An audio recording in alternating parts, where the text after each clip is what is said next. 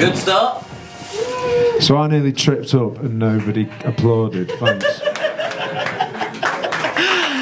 Hi, everybody. Teenage kicks are hard to beat.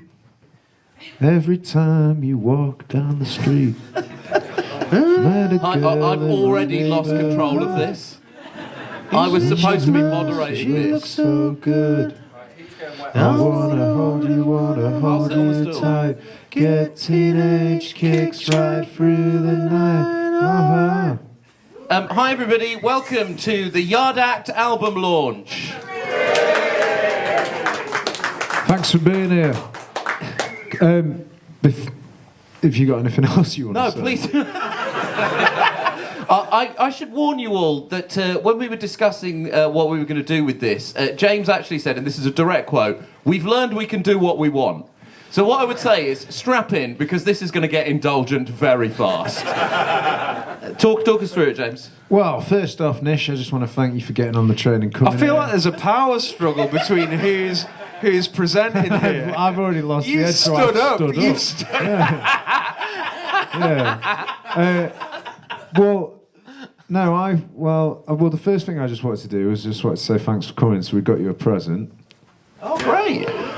And Sam, I thought... Oh, right, you've got it, it's there. Oh, right, you ran. I thought you'd Oh my left God, it there's in an the actual way. present. Right. This is so... Shall I open this in front? Oh my God, it's heavy. Yeah. Fucking hell. Yeah. Having it a long way today, I thought I'd give you the heaviest present. It's quite weighty. There's no weight limit on the train for the person who expressed that concern. LNER has not started charging per weight of bag. Yet. It's coming. I've also got another... Oh, look at... Oh, it's a Bob Dylan thing. Oh my God, that's genuinely good.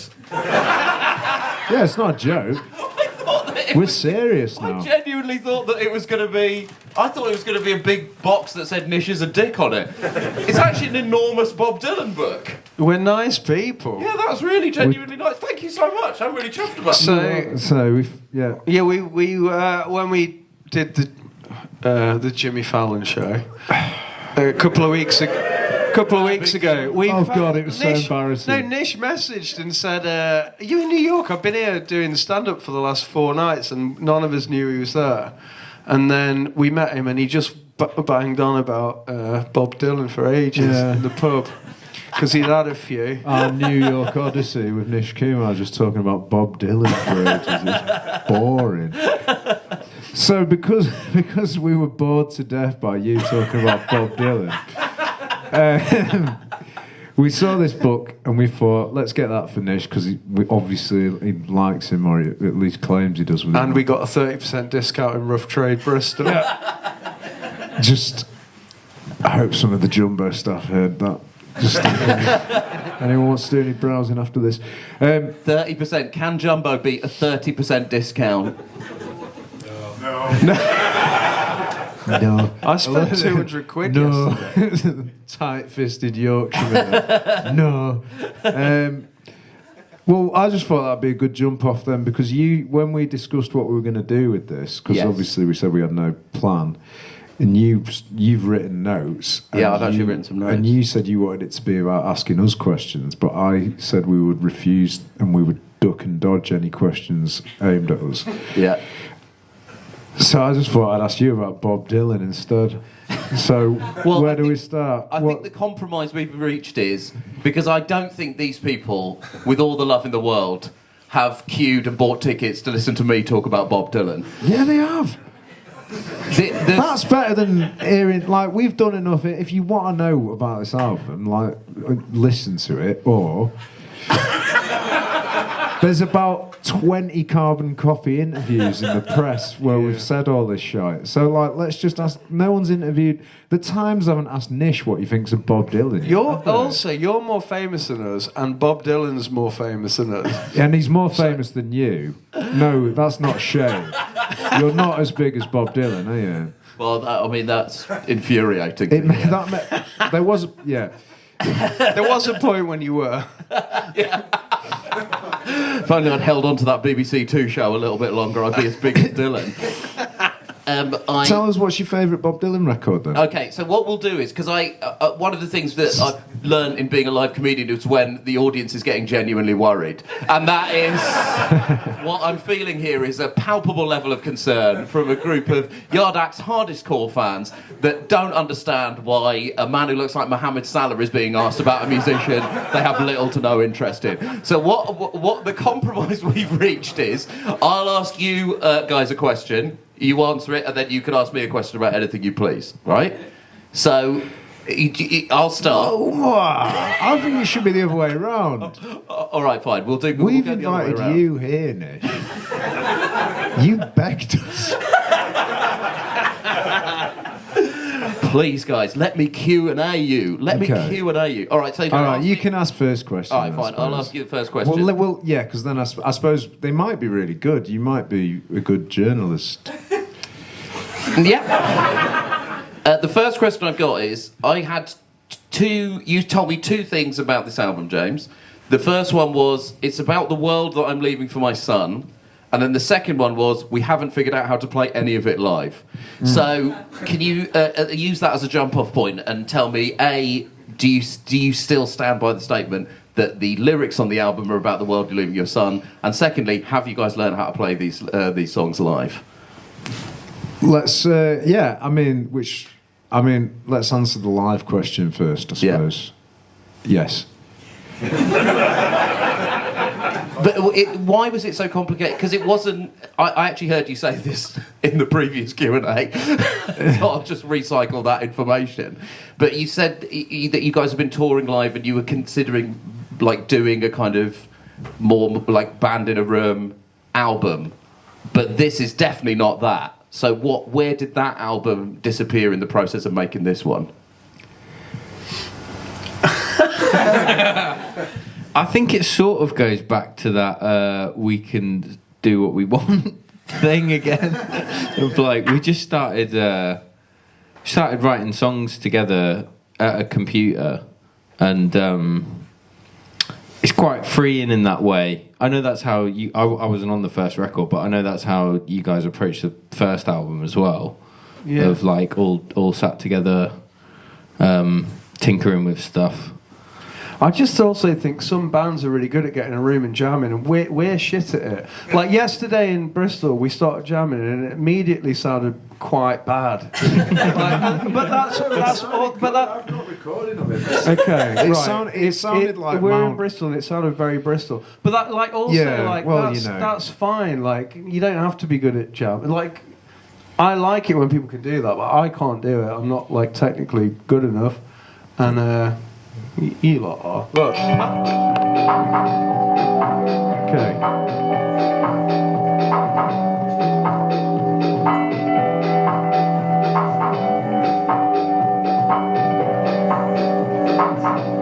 It definitely sounds... I'd just like to give a shout out to Chris Duffin, stood over there. He's our saxophonist, pianist, mate. Yeah, I mean... Make some noise for Chris Duffin. Go on, I know everyone's a bit confused and doesn't know what's going on, but... Yeah, but it could have been a live album, because we just spent 2 years being best mates and playing together and learning each other's... how everyone plays. And so it would have made sense to just go in and make a good banging live rock record. But we're not good at doing that together, I don't think. And we're better at sitting around a computer... Jay smoking weed and plugging everything in. Yeah, and just doing it, building it that way. It's basically what it used to be like when I was working at the call centre. Yeah, we found the flow. Great, fantastic. Is it about this world you're leaving your son? The lyrics? Yeah, I suppose it's about looking. I suppose it was just about feeling like the world feels like it gets madder by the day, and there's this collective anxiety and panic and frustration that is just ramping up and ramping up and ramping up, because into our eyes and ears we're just having these horrors pumped into us, and I've always wanted less of that. I'm an advocate for less horror in my face and everything. But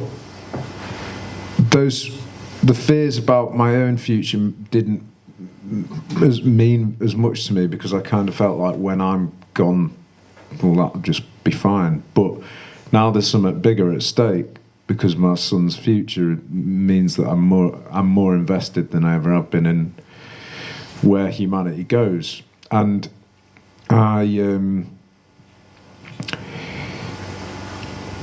think when you look at the macro, you can't. We give up so easily because it's overwhelming and feels impossible to solve.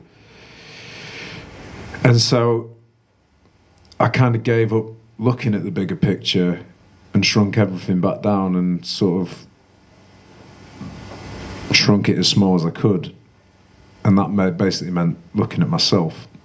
And I kind of realised that at the core of it all, the only way I can give him a future is I can't save him from everything externally. That will happen regardless. I can't change that. But what I can do is I can work on myself and give him these tools to cope, and that is to try and find some form of beauty within life, because it is there if you look around. It feels like it's not, but it is. And there are... I mean, the fact is, we've just come on this stage and given you a Bob Dylan book. You're welcome. And... Don't say that like I didn't say thank you. Yeah. I said thank you, okay?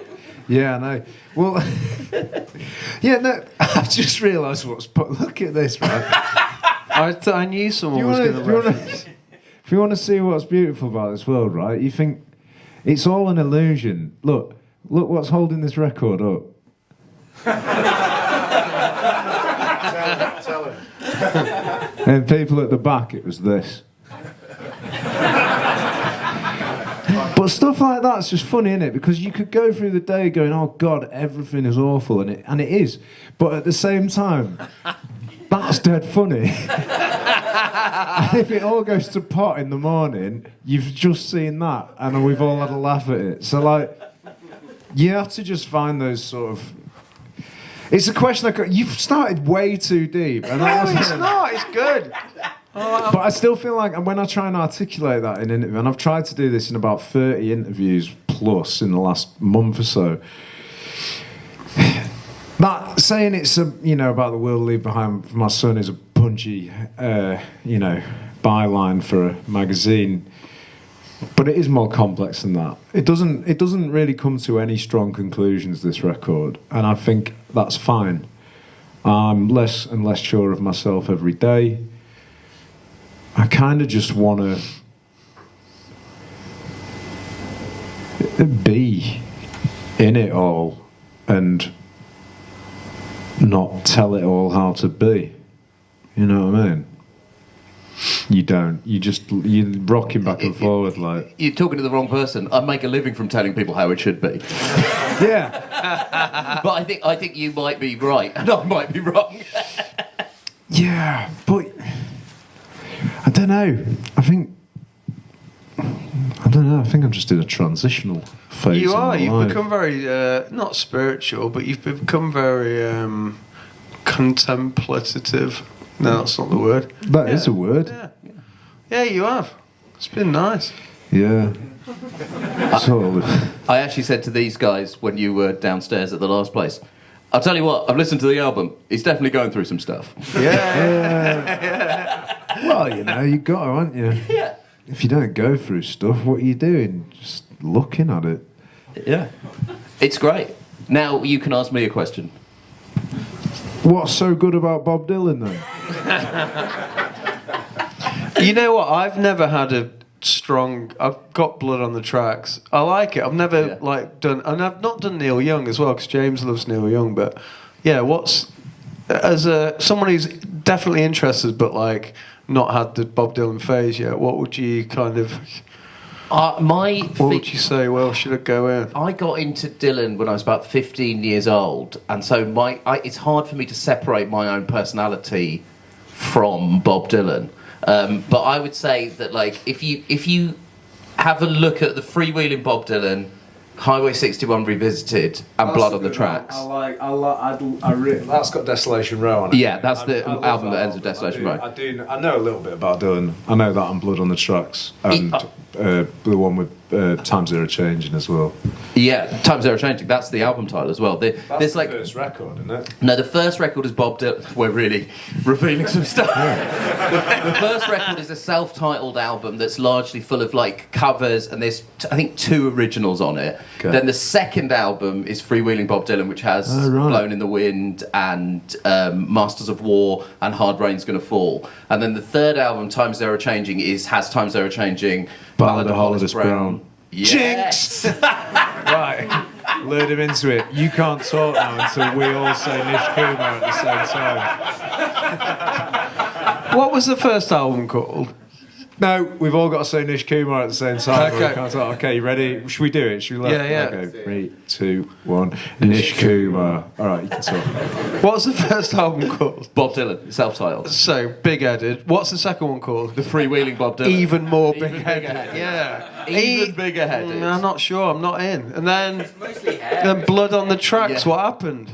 Blood on the Tracks is the Divorce album. Oh, right. Yeah, it's So he was all like, well, I'm amazing. And then he was like, ugh. Yeah, I think he thought I was amazing. Then he took a lot of drugs, and then he. The weird thing about him is there's like 5 or 6 different phases to his career, and the best representation of what he's like is the Todd Haynes biopic, where they get like Cate Blanchett, a young black child, and like 5 other actors that look nothing like Bob Dylan to play Bob Dylan. We were talking about this. Yeah, He's a faker, and he's like had loads of identities and loads of different lives, and I am obsessed with all of it. I'm into all of it. Is that good? Yeah. Even the stuff that's shit. Okay. I'm still fascinated by. Okay. There's a period where he gets into the Bible and you're like, oh, this is not rewarding stuff. There's quite a few people nodding here, and you know what I'm talking about, right? Oh my God. Once you get into Saved and Knocked Down Loaded, fuck me, it's dirgy as fuck. I think the great thing about him is, it's a bit like Neil Young. If you want to just skim the surface of it, it's great, and you can just listen to 3 albums. But if you want to go deep, it rewards a deep, deep listen. Yeah. Okay. Do you want to ask me about Neil Young? What's your favourite Neil Young album? Well, I mean, like, On the Beach is a classic. Oh, like, yeah. You know that record? Yeah. Yeah. But, I mean, there's a really good bootleg. There's a really good bootleg from, like, Time Fades Away era with that band. And when he was playing, like, the Flying V on all the country songs. And it's like... I think the band were called I might be wrong. I think they were called the Alligators at the time that were backing him. And it was just... There's this show from Dallas... in like maybe like 82 or something. Oh no, not Time Fades Away. That's another era. It's Landing on Water. Right. Do you know that record? Yeah. Like the 80s one. But in terms of the best thing, I mean, after the Gold Rush, I'd say is my favourite album of all time. I know that one. Yeah, and I don't know. I think the shittest thing he's ever done was Harvest, to be honest. Wow. Edgelord. Good Lord. Well. Look, the man on the front row, who, to be fair to him, doesn't look unlike Neil Young, looked like he was going to murder you when you said No, I love Harvest. It's brilliant. I was just saying that for effect. I just realised we just got asked, does anyone want this to take it home with them, but you have to take it home with you now? What is it? It's a big sign with our thing on, but Jumbo said it's going straight in the bin. No one can see it. You're going to have to hold it up. Does anyone want... It's a huge sign that says it's Yard big. Act. You'll have to take it home with you. Does anyone want it? Any takers? Does anyone live in Wayne Manor? A hand shot up at the back. Oh, it's heavy as well. No. Is that genuine interest, the person with their hand up? Yeah. Yeah? Do you want it now or at the end? At the end. Okay.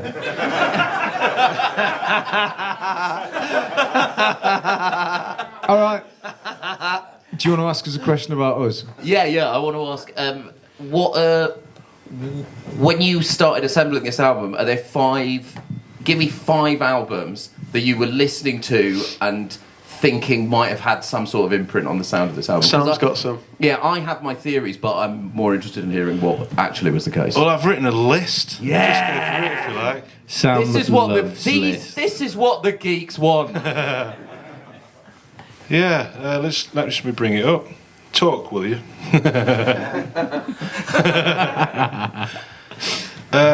Unknown Mortal Orchestra. Nice. Which album? Oh, I don't know. This is just Sam's list. Yeah. This is my list. But you don't know what you were listening to. Wichita Lineman by Glenn Campbell. One of the best songs of all time. Is that an influence on the strings, would you say? And the baritone guitar. Yeah, right. R.L. Burnside. Woo! Do you know that fella? Blues guitarist. That was on Down by the Stream, wasn't it? Yeah. And Tom Waits' What's He Building? That's the end of Down by the Stream. I could go on. Please do. Oh, really? This is exactly what these, no offence, nerds have paid to hear. The Beach Boys. Just general. That was a chord change. So there's a single chord change on the album influenced by the There's Beach a Boys. single chord run that is Beach Boys, yeah. Right. There you go. Oh, right at the end of the undertow, there's a sort of like a modal shift. And it's a bit like, I can't remember what song it is now. Anyway, I should have put that on my list, really, shouldn't I? Yeah, could go on. Do. Electric Six. Hey, that's the KJ Pearson one. Yeah, the Katie J. Pearson song, yeah. When we thought about how to approach it guitar-wise, it's like, should do it like Electric Six, like a deep riff and then a repetitive high thing, and a deep riff and a repetitive high thing. So just did it like Electric Six. They left an imprint for us that all bands can copy now.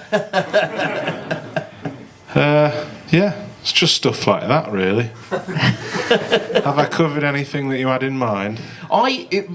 A lot of the stuff that... So I really love the Beta Band, and Midnight Vultures by Beck is my favourite Beck album. Yeah. And there was something about the sort of...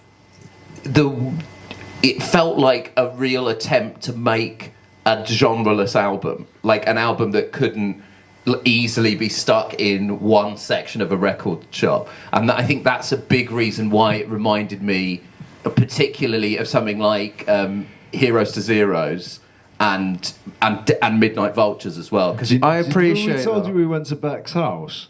when did you go to Beck's house? In LA. Yeah, in LA we went to Beck's house. Yeah, for a party. Was he there? Yeah. Oh right. Yeah.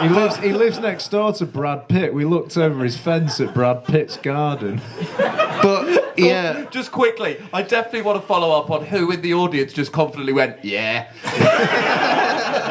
It's Jennifer Aniston here. but we were pissed, and I looked in his He fridge just- and there was two really depressed-looking old sweet potatoes. yeah, but he'd just been through a breakup, and honestly, he looked like Noddy Holder. No.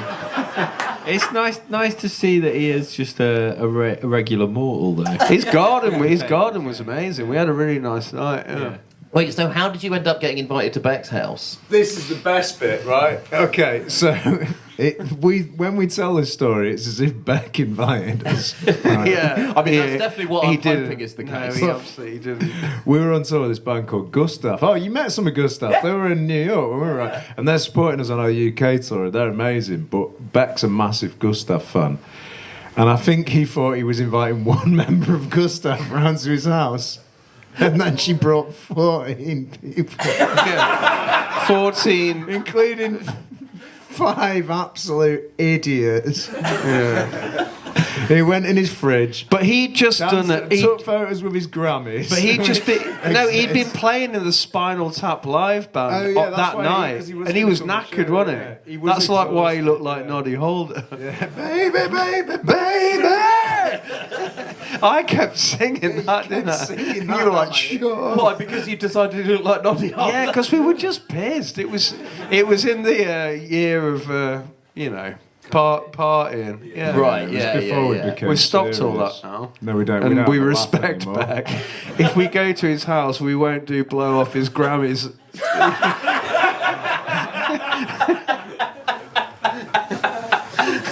Listen, I think we would all be disappointed if you guys hadn't had a period that ended with you doing blow off Beck's Grammys. Yeah, I suppose. What bit of the internet is this going out? We once got a little award in a German thing, and they gave us a little trophy.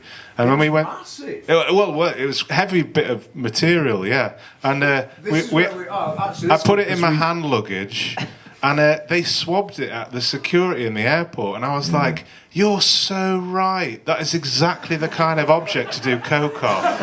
You know what I mean? It takes one to know one, security. Yeah. Can I ask you, I am au fait with the shape of a Grammy. Where... It's an old gramophone. Where does the cocaine... Oh, it's got a big flat sort of base to sit the gramophone on top of. It's quite flat. Yeah.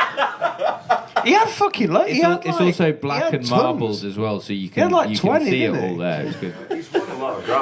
That wasn't his real house. That was his party house. That wasn't his proper house. Wait, that was so- his studio or something, I So think. Beck had been doing a gig where he was playing as Spinal Tap's live band. Yeah. This sounds is already... so much like a fever dream. Yeah, doesn't it really Like, is. it really- I'm yeah. already worried that I passed out after eating a full wheel of cheese. But why did he then organise to have a party that night? I don't know, because he was knackered.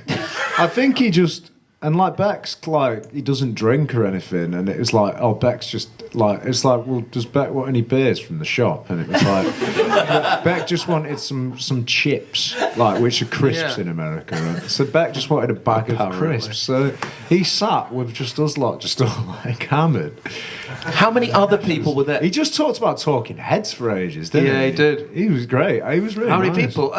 It was I'll probably find the 20. pictures later. They're funny. But it was in summer. We sat in his garden. Right. It was like a... is it called manicured? What's the thing of a nice garden? Yeah, like a manicured lawn. No, there's a different word for it. Landscaped. Yeah, it was just like a posh garden. We all just sat there. And it was good. Can I ask the audience member, how did you know that Beck lives next door to Brad Pitt, whoever just said yes? Oh, it was someone just trying to look cool. What are the best awards to do cocaine off? We don't really do cocaine. That's true. It was just that one night because we were at Beck's house. Yeah, I hated it. No. Where did the cocaine come from? No Or one is that knows. a very It was square alright. question to ask? Yeah. I mean, it's just a man that you don't know. It's always the man that you don't know. Yeah, it was bad people that were in the corner. Bad influence. Yeah. No, it wasn't. Yeah. I feel like we should move on. It's not. Yeah. No one else shares that feeling. Everyone wants to hear more examples of you doing cocaine with famous musicians from America. Well, I'm trying. What was? Did you drop an E with Chuck D? Yeah, I'd do that. Like, this is what I mean. Like, we're not really big on the drug thing, but like, there are certain situations where you have to do it. Like Beck's house off a Grammy. Like, even if you don't really want it. I've never taken cocaine in my life, but I think if somebody offered me a line... I think you'd be.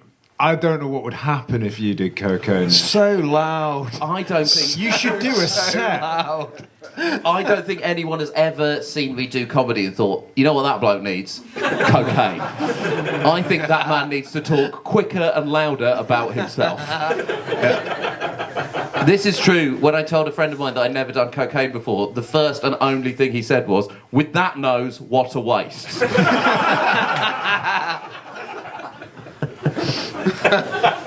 Okay, you ask me a question because it's your turn. And also, we don't want genuinely to get anyone arrested. Yeah, well, yeah. Has anyone got anything they want to ask Nish? I've got loads of stuff I'll ask him, but... We've briefly touched earlier, and I wanted to chat to you about. You read the Meet Me in the Bathroom I did, yeah. book. Yeah. How old are you? 38 years old. Okay, so I'm a bit older, but a similar time. Yeah. Okay, what was your favourite part of that book? Favourite bands? Walkman? So my favourite band referenced in that book is TV on the Radio. Right. Yes. So, Yeah. I'm a huge TV on the Radio fan. Dear Science would easily They're be good. one of my top 10 favourite albums. Over of all Return time. to Cookie Mountain. Over Return to Cookie Mountain, yeah. Return to Cookie Mountain. So you would have been like 20? No, that album came actually, out in- 25. That album, that album came out, I think, in 2008 or 9. Yeah. It's definitely, so I'd have been about 23, 24, and like I sort of had a period where I was obsessed with Dylan, Hendrix, and like 60s and 70s music, and then I got into Outkast, and that brought me back into music that had been released actually in my lifetime. Cool. And then I started listening to stuff, and then I read a description of TV on the radio that said it was like if Prince was being backed up by Radiohead, and I was like, you have sold one CD, sir. That is a fantastic description. So whilst I have like fondness for the Strokes because of the age I am, and I also really, really have such a strong fondness for Fever to Tell, the first year. Great That's record. a lovely Dave album. Sitzak. Yeah, Off absolutely. TV Off TV on the radio, yeah. That's a really great album. And I love LCD Sound System. Again, I believe that's sort of obligatory. I think if you want to make a 38-year-old cry, if you play All My Friends, it happens without control. It's the only way to end any night. Yeah. As long as you play All My Friends by LCD Sound System, you will make people in their late 30s and early 40s weep It's immediately. beautiful. But of all of that era of musician, like of all of that kind of New York post 9/11 like indie stuff, I actually just bought TV on the Radio. I just bought Dear Science on record because they've just released a it can't be an anniversary because I don't know what anniversary it would be, but Yeah. because you're a big Strokes fan, right? Huge, yeah. I feel, and I love the Walk. I met the singer from the Walkman recently in that's Mexico, cool. and he absolutely was not interested in talking to me. No, he wasn't. No, because he was just The thing backstage. right, and this is not what the people want. The singer from the Walkman in Mexico isn't as good as Beck's house. Oh, we're not trying to outdo We're each trying other. to get away Anyway. from Beck's house to stop you talking about time taking illegal drugs. I know, but Ryan, I don't know. Anyway. Is it you just name dropped the singer from the Walkman? No, I was doing it in a he wasn't interested in talking to me. What was His your opening brother gambit? was. But he was nice, though. Right. Everyone told me he was horrible, and he was lovely. I was just He going to said say he that my liked your favourite suit, band. didn't But he? what I was going to say was that book is very focused on US. Yeah. There was a lot of good UK. I feel like US and UK were throwing the ball to each other in the mid 2000s, and I think like there was some good UK stuff as well. What were you into UK wise? I actually really do remember. I know this is going to sound cliche, but I actually really remember my friend calling me up and saying you have to come here because I just bought the first Arctic Monkeys album on CD, and the first song on that, I think it's A View from the Afternoon. Yeah. The beginning of that is as exciting as it's possible for like a debut rock album to sound. The very beginning of that has the guitar sound is thrilling, and then the first line is anticipation has a habit to set you up for disappointment. And you're like, this is confident. These people are confident. But my favourite British album from the early 2000s is not from that scene. It is Awfully Deep by Roots Maneuver, which is one of the all-time great British rap albums. It's a concept album about him having a mental breakdown and being sectioned. And he is like one of my favourite rappers, and that album is, oh boy, it's good stuff. Has anyone heard that album? It's fucking great. It's not cocaine off Beck's Grammy, great. I feel like this is like when the Times misquoted us the other day. Oh no, it's not, because we did say it again. Wait, what was the time? What did you say, and what did the Times say? Okay, so the Times thing the other day was they said, so with Spotify not paying everyone enough, are you guys been able to do the band full time? And James said, yeah, you know, we're making an all right living, can't afford to buy a house, but, you know, we're doing all right. Yeah. And then the quote, the headline, was, we've hit the big time, but we can't afford to buy a house. And apparently, if you don't put it in quotation marks, then you can say whatever the fuck you want and make everyone look like prats. So, yeah, but we did say the Beck thing, so that's fine. So, can you afford to buy houses? No, this is boring. No. Jay's got a house in Armley, which was really cheap. We can't afford to buy But houses. soon we will, when everyone buys this record. Guys, please, for the love of And God. Sam went to Bedales and he can afford to buy.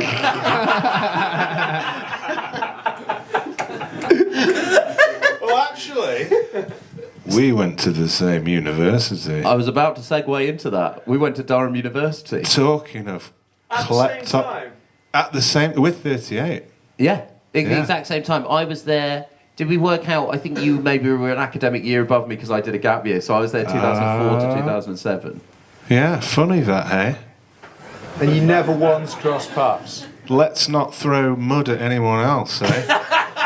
Hey, listen, I've never claimed to be anything other than a champagne socialist. What was the comedy thing called? Oh, the Durham Review. I was in the Durham Review, yeah. Yeah. And I Sam went used to go every week.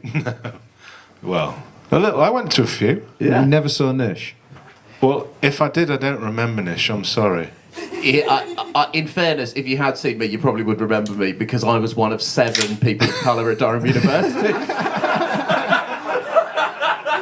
I'm not even being Arab. I'm not reflecting my comedic abilities whatsoever. I'm literally saying that I had several conversations at university that started with, hello, we're both Asian. Because that was the diversity at the university at the time was, I would say, suboptimal. Yeah, I grew up in the Isle of Man, and it was less ethnically diverse than the Isle of Man.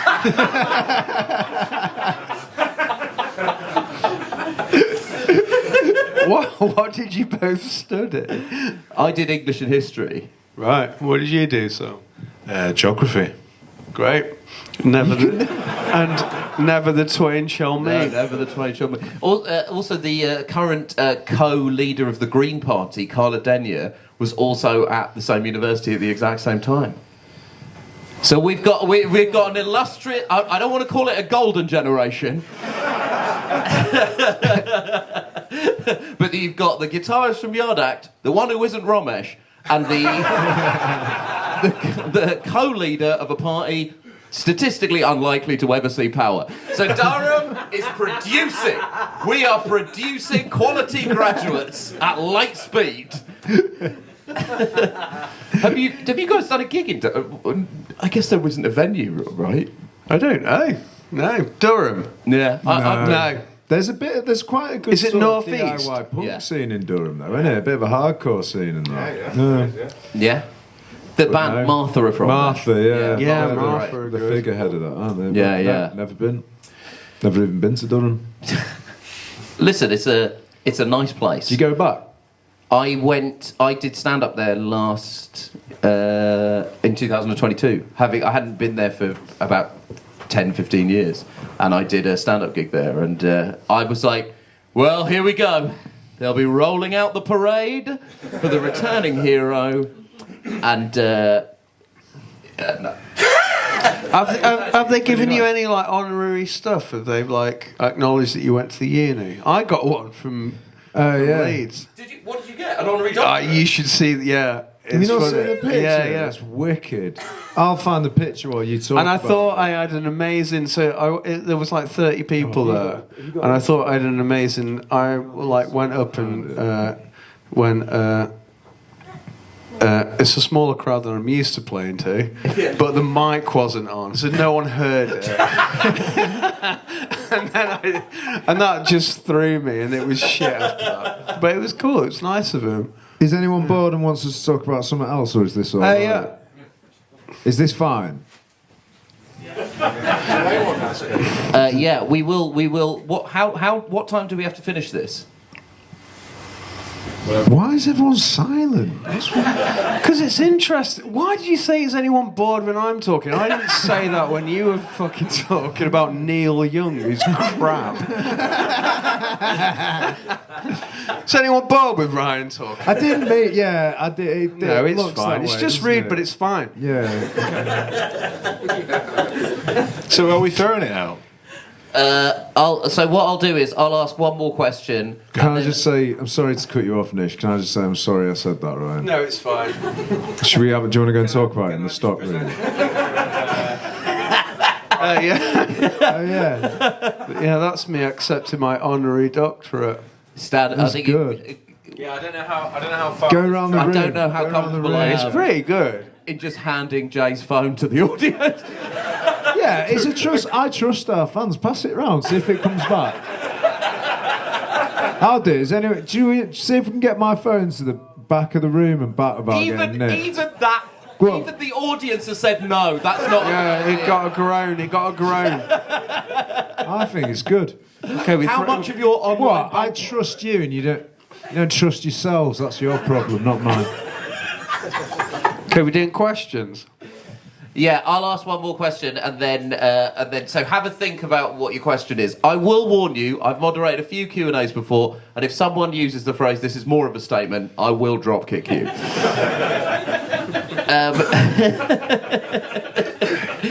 So this is a line that I wrote down. I attain perfection with you. I attain perfection. So why the fuck was I wondering what wankers would think of album 2?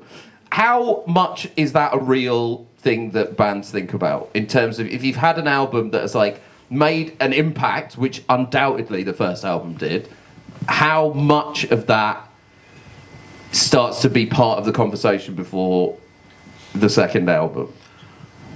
I think at first loads, and then after you get going, for this, not at all. Yeah. Yeah, and then once you finished it, I was Loads like, ago. everyone's going to fucking hate us. Everyone's that scared. Sincerely, and that's not even me being like joking. But why do you Like, think that? I think because when you care so much about something, you are incredibly and you put that much of yourself into something, and then you offer it up for criticism and consumption and to be a part of the culture for as long as it is in whatever capacity it manages to reach. Of course you fucking care what people think. Yeah. Like, if you didn't care, you wouldn't try. And sometimes you can try too hard, sometimes not trying at all and you reach. But like, Yeah. you think about it, like anyone who's, I don't know, maybe other people are different, maybe other musicians and artists are different, but like, you're absolutely... I was, and I don't know why. You want to say something? No. Oh, He was sorry. asking for a beer. Right, yeah. But I feel like there's like people always say Jay's it's contributed to the talk. people always Does say anyone it's that have thing a about Grammy and a line of cocaine? people always say it's something about like you've got 20 years to write your first album, then like 3 months to write your second one. But I think like it's like you've got no eyes on you to write your first one, and then you've got eyes on you. You know, hopefully. People make their mind up before they Yeah, do but it. like it's weird. Like knowing you've got eyes on it, it does kind of get in your head a bit. It's mad that people listen once and they go, "Oh, I love this" or "I hate this," and it's like you've not lived with this. Like, Yeah. I think music used to be consumed so differently. Like, you used to. I think I do think the fact that you had to invest in something. I know bootlegging always happened, and I'm for that. I think everyone should steal music and share music, and it should be free for everyone. Like, I have absolutely. Yeah, not from the indies. Yeah, not yet. But, yeah, Now one of the organisers pipes up. yeah. Yeah, but I think like it's like, well, Yeah, it's please just don't like, steal anything from Jumbo. No, yeah, don't. No, not from here. Like, but like it's. I mean, that's socialism, isn't it? The people with the money buy the records and keep the thing afloat, and the people who can't can still have access to it because no one should be denied it. Yeah. That was an easy win. That should get a round of applause. But I think for album 2, because I just like not even in this, but I think of bands that I've loved and like people that have gone on to album 2. But like we talked about the Strokes earlier. Yeah. The second one was like, don't sigh.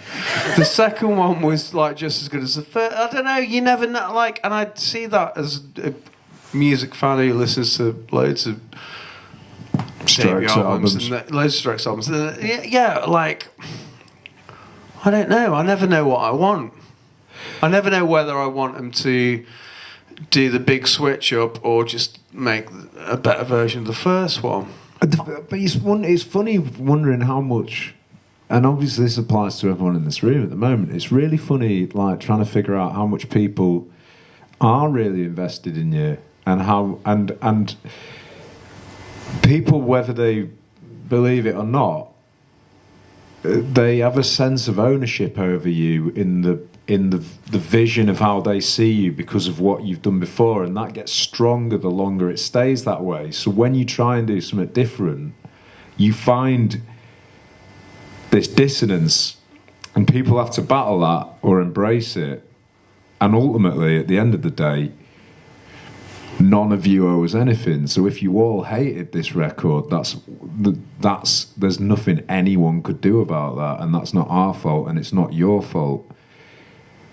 But when you've got to a level where what you've done before has created some sort of connection, as clearly this has because everyone's showed up to see us still, you don't want to let people down.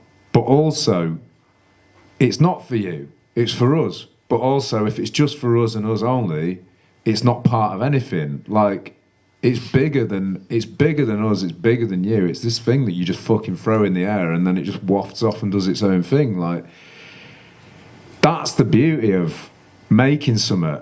Like, you have no control over it. We can do stuff like this and plug it and promote it, and it'll have like as big a launch as it can have in the week it comes out, and we can tour it for 2 years and try and push it. But what it does beyond that is beyond our control.